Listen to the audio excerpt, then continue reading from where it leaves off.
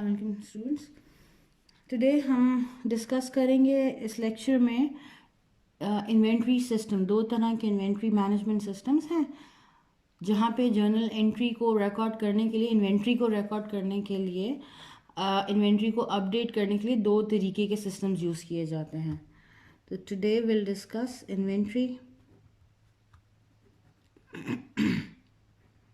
Management system. दो तरह के सिस्टम्स हैं, दो तरह के तरीके हैं। एक को हम कहते हैं पीरियोडिक इन्वेंट्री सिस्टम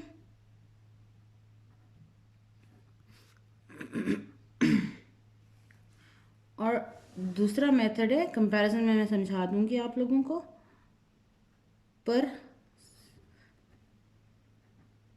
परपेचुअल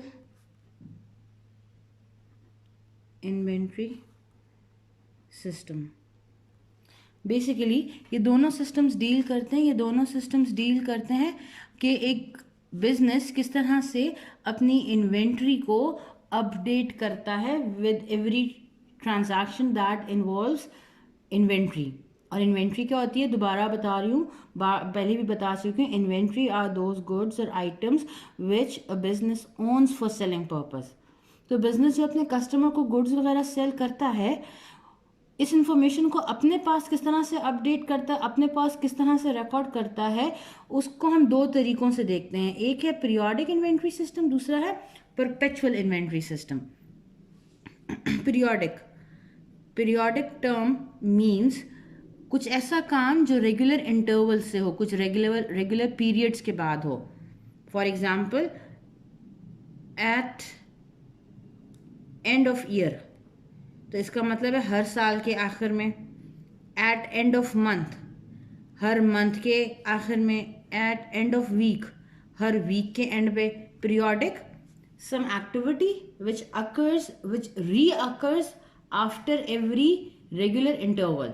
एक खास फिक्स्ड इंटरवल के बाद जो एक्टिविटी रिपीट होती है उसे हम पीरियोडिक कहते हैं। Perpetual inventory is updated in perpetual inventory system along with every sales transaction। हर सेल्स ट्रांजैक्शन के साथ आपने अपनी इन्वेंट्री को क्या करना होता है, अपडेट करना होता है। When we are talking about what? Perpetual inventory system. ठीक है। पीरियोडिक इन्वेंट्री सिस्टम में इन्वेंट्री अपडेट होती है at the end of a month period. ये वीक हो सकता है, ईयर हो सकता है, किसी खास वक्त के बाद बार बार रिपीट होती है। परपेचुअल में होता है जब जब सेल्स की ट्रांजैक्शंस होती हैं, साथ साथ इन्वेंट्री भी अपडेट हो रही होती है। मैं आपको ये एग्जांपल से समझाती हूँ। लेट्स सपोज हमारे पास बिजनेस की ट्रांजैक्शंस हैं, बिजनेस की एक सिचुएशन दी हुई है। एक बिजनेस है जिसने मैं इधर साइड पे लिख लेती हूँ। On 1st January business purchased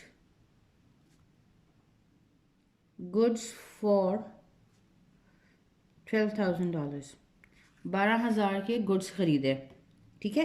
तो अब इन दोनों सिस्टम्स में इन्वेंट्री अपडेट होगी परचेजिंग की जिस टाइम पे ट्रांजैक्शन अगर हुई है, क्योंकि भाई जर्नल एंट्रीज पास ही तब करते हैं जब कोई ट्रांजैक्शन हो जाती है। तो 1st January को एंट्री हो जाएगी जी, क्या, गुड्स और परचेजेस डेबिट होंगे 12,000 से, और ये ऑन कैश एक्टिविटी थी, लेट्स सपोज, तो 12,000 से कैश क्रेडिट हो जाएगा। परपेचुअल सिस्टम में भी ट्रांजैक्शन बिल्कुल ऐसे ही होगी। गुड्स परचेज किया हमने 12,000 के, तो 12,000 से गुड्स डेबिट हो गए। कैश पे किया तो 12,000 से क्रेडिट हो गया। ये एक ट्रांजैक्शन हमने रिकॉर्ड कर दी परचेजिंग के लिए। दोनों सिस्टम्स में परचेजिंग के लिए ट्रांजैक्शंस हर दफ़ा इसी तरह से, जब जब परचेज ऑफ गुड्स की एग्जांपल ट्रांजैक्शन होगी, इसी तरह से एंट्री पास की जाएगी। डिफरेंस आता है जब हम सेल्स को रिकॉर्ड करते हैं।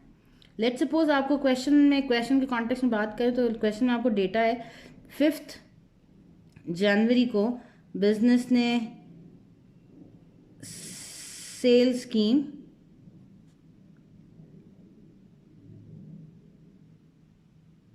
10,000 की सेल्स की of goods costing $8,000।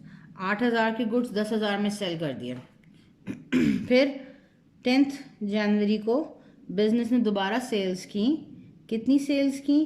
Sales of 3,000 of goods costing $1,500। ठीक है। अब दोनों सिस्टम्स में, इस परपेचुअल और पीरियोडिक इन्वेंट्री सिस्टम में डिफरेंस आता है कब? When we are recording sales transactions. Sales के साथ इन्वेंट्री को हमने अपडेट कब करना है, कब नहीं करना, ये डिसाइड करता है कि हम कौन सा इन्वेंट्री मैनेजमेंट सिस्टम यूज़ कर रहे हैं। पीरियोडिक इन्वेंट्री सिस्टम हमें कहता है कि हमने मंथ के एंड पे, पीरियड के एंड पे जाके इन्वेंट्री को अपडेट करना है। मतलब जब जनवरी का मंथ, क्योंकि हम जनवरी की ट्रांजैक्शंस की बात करें, तो जनवरी के एंड में जाके हम देखेंगे कि हमने इन्वेंट्री को किस अमाउंट से अपडेट करना है। जबकि परपेचुअल इन्वेंट्री सिस्टम में हम सेल्स के साथ साथ इन्वेंट्री को अपडेट भी कर रहे होते हैं।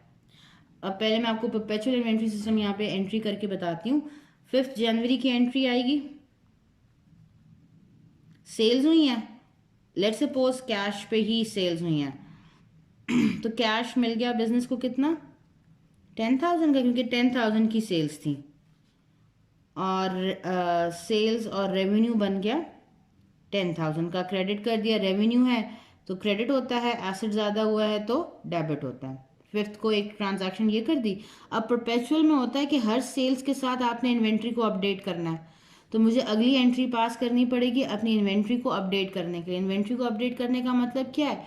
इस ट्रांजैक्शन से मुझे पता चलता है 8,000 के गुड्स मैंने सेल करके 10,000 कमा लिए, तो मेरे पास से 8,000 के गुड्स चले गए ना। तो मुझे अब यहाँ पे अपनी इन्वेंट्री में डिक्रीज को रिकॉर्ड करना है, क्योंकि गुड्स मेरे डिक्रीज हो गए कितने से? 8,000 से। 8,000 की चीज़ें मैं बेच चुकी हूँ, उसको मैंने किस प्राइस पे बेचा? That was my revenue, sales थी। लेकिन मेरा एसेट भी तो कम हो गया, मेरे पास से एसेट चला गया, तो मैंने अपने एसेट को, गुड्स को डिक्रीज करना है बाय 8,000। तो मैं साथ ही परपेचुअल इन्वेंट्री सिस्टम में सेल्स के साथ ही अपनी इन्वेंट्री को अपडेट करती हूँ। तो क्या करूँगी? मेरा एसेट, कौन सा एसेट? गुड्स डिक्रीज हो गया। और जब गुड्स डिक्रीज होता है तो किस में कन्वर्ट होता है? हमने अभी लास्ट टाइम अपनी लेक्चर में, एडजस्टिंग एंट्रीज के लेक्चर में ये पॉइंट डिस्कस किया था कि जब हम गुड्स को सेल, इन्वेंट्री को सेल करते हैं, वो कन्वर्ट हो जाता है एक्सपेंस में, और उस एक्सपेंस को हम कहते हैं कॉस्ट ऑफ गुड्स सोल्ड।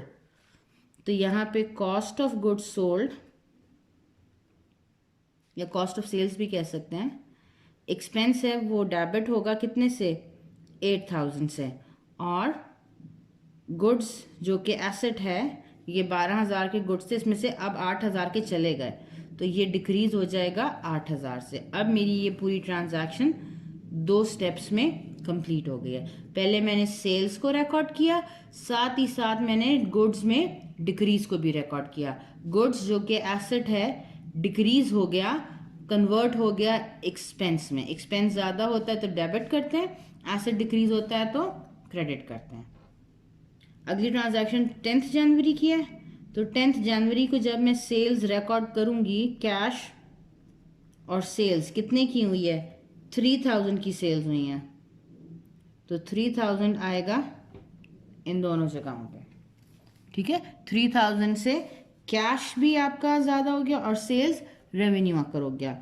इसके साथ ही अब मैंने इन्वेंट्री को दोबारा से अपडेट करना है। मुझे यहाँ बताया गया है कि जो गुड्स हैं उनकी कॉस्ट थी 1,500, मतलब 1,500 के गुड्स हम सेल कर चुके, हमारे पास से 1,500 की गुड्स चले गए हैं, तो 1,500 से हमारा एसेट और डिक्रीज हो जाएगा।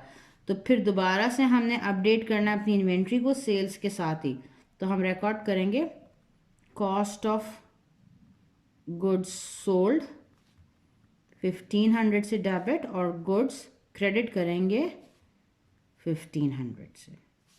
अब ये हमारी ट्रांजैक्शन कंप्लीट हो गई, हमने सेल्स के साथ ही कॉस्ट ऑफ गुड्स को कंपेयर कर दिया। अब अगर मैं इसको कंपेयर करती हूँ पर पीरियोडिक सिस्टम से, तो पीरियोडिक सिस्टम में हम अब इन्वेंट्री को हर सेल्स के साथ अपडेट नहीं करते, इन्वेंट्री में डिक्रीज को रिकॉर्ड करते हैं eight the end of the period. तो इसमें रिकॉर्डिंग इस तरह से होगी, 5 जनवरी को मैं सिर्फ सेल्स रिकॉर्ड करूंगी। सेल्स कितने की हुई हैं, कैश मिला और सेल्स हुई 10,000 की। No need to update my inventory here, बस सिर्फ सेल्स किया। फिर उसके बाद 10 जनवरी को भी बिजनेस सिर्फ सेल्स को रिकॉर्ड करेगा।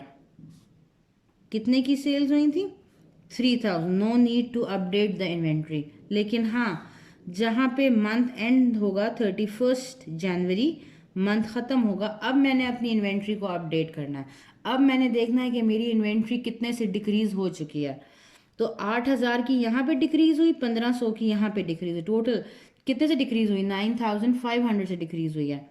मैं अब एक ही दफ़ा एक ही ट्रांजैक्शन पास करूँगी मंथ के एंड पे जाके, to record decrease in the value of my asset. तो मैं एक दफ़ा ट्रांजैक्शन करूँगी, cost of goods sold debit by 9,500, expense बना इतने का, और गुड्स हमारा एसेट था वो क्रेडिट हो गया 9,500 से। दोनों में डिफरेंस क्या है, यहाँ मैं ये इन्वेंट्री में गुड्स में डिक्रीज जो कन्वर्ट हो रहा है एक्सपेंस में, जिसे हम कॉस्ट ऑफ गुड्स सोल्ड कहते हैं, ये वाली एंट्री हमने हर सेल्स के साथ किया। जबकि पीरियोडिक सिस्टम में हम सेल्स के साथ इन्वेंट्री में डिक्रीज को रिकॉर्ड नहीं कर रहे होते, हम वेट करते हैं कि पूरा पीरियड एंड हो जाए, महीना ख़त्म हो गया 31 जनवरी को मैं देखती हूँ कि मैंने पूरे मंथ में कितने गुड्स सेल कर दिए। तो पूरे मंथ में पहले 8,000 के सेल किए थे, फिर 1,500 के सेल किए थे, तो मतलब पूरे साल में 9,500 के गुड्स सेल किए हैं। तो गुड्स मेरा एसेट इतने से डिक्रीज हो गया और कन्वर्ट हो गया एक्सपेंस में। उस एक्सपेंस को क्या कहते हैं, cost of goods sold. This is the major difference between periodic inventory system and perpetual inventory system. बात क्लियर होती है। In case of periodic inventory system हमारे पास नॉर्मली सिचुएशन ऐसी होगी कि जब हम पीरियोडिक इन्वेंट्री सिस्टम को फॉलो कर रहे होते हैं तो बिजनेस के पास ये साथ साथ कॉस्ट का डेटा नहीं आ रहा होता। ये नॉर्मली इस किस्म के बिजनेस यूज़ करते हैं जिनके पास इन्वेंट्री ऐसी आइटम्स होते हैं जो कि छोटी छोटी वैल्यूज़ के होते हैं। फॉर एग्जांपल मैं ये पेन सेल करती हूँ, तो क्या मैं एक पेन रोज़ सेल करती हूँ तो मैं रोज़ाना अपने पास लिखूँ मैंने आज 10 रुपये का पेन सेल किया, फिर 10 रुपये का पेन सेल किया, फिर 10 रुपये का पेन सेल किया। तो मेरे पास होगा तरीका क्या कि मैं महीने के स्टार्ट में देखूंगी कि मेरे पास कितने पेन्स थे। लेट्स सपोज मेरे पास $1,000 के पेन्स थे in the start of month, ठीक है। ड्यूरिंग द मंथ मैंने और पेन्स खरीद लिए 2,000 के मैंने परचेजेस कर ली, मैंने 2,000 के पेन और ख़रीद लिए, ठीक होती है बात। फिर उसके बाद मेरे पास मंथ के एंड पे मैं काउंट करती हूँ मेरे पास कितने पेन्स रह गए हैं। तो एंड ऑफ मंथ में मुझे पता चलता है मेरे पास $800 के पेन्स रह चुके हैं। ये मेरे पास पहले से मौजूद थे पेन्स, ये मैंने और ख़रीद लिया है। महीने के आखिर में मेरे पास $800 के रह गए। तो ड्यूरिंग द मंथ मैंने कितने सेल किए,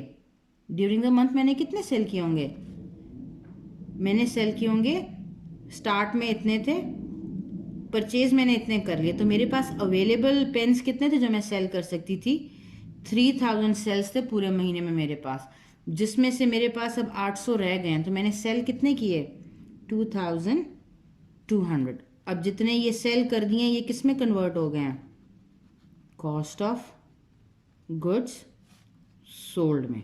तो ये जो मंथ के स्टार्ट में वैल्यू होती है इसको हम कहते हैं ओपनिंग इन्वेंट्री।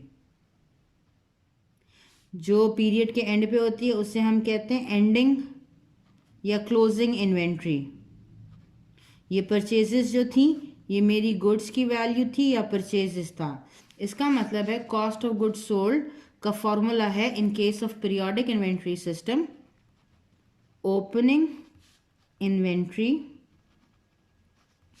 प्लस परचेजेस या गुड्स जो भी हम यहाँ पे यूज़ कर रहे हैं, माइनस क्लोजिंग और एंडिंग इन्वेंट्री। ये फॉर्मूला बहुत इंपॉर्टेंट है, अक्सर क्वेश्चंस इस पे आ जाते हैं। तो cost of goods sold is equals to opening inventory plus purchases minus closing stock. और अगर आपको याद हो, हमने इनकम स्टेटमेंट बनाना सीखी थी, उसमें भी हमने यही फॉर्मूला यूज़ किया था। ठीक है, ये फॉर्मूला यूज़ होता है नॉर्मली पीरियोडिक इन्वेंट्री सिस्टम में। यहाँ तक बात क्लियर होती है। इंशाल्लाह नेक्स्ट लेक्चर में इस पे कुछ क्वेश्चन करेंगे। Thank you so much.